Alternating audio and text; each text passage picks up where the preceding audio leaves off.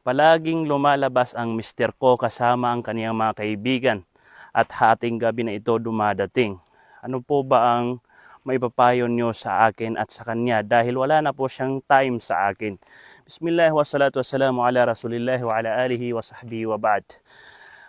La hawla wala quwwata illa billah. Ang mga lalaking ganito na lumalabas ng walang kwenta, lumalabas kasama ang mga barkada, lumalabas kasama ang mga kaibigan, talagang mga bagay na walang kwenta, okay? So dapat payuhan mo siya na manatili siya sa inyong bahay kung wala namang kwenta yung nilalabasan niya. Kung alam mo naman na hindi para sa pangkabuhayan yung nilalabasan niya dahil pagkikipagkaibigan lang, yung pagkikipag-usapan lang sa kanyang mga kaibigan, o di kaya ay pag-games, yan ay lahat ay hindi pwedeng gawin ng isang tunay na Muslim. Alam niyo ba na kasama sa mga hadith na mahal na propeta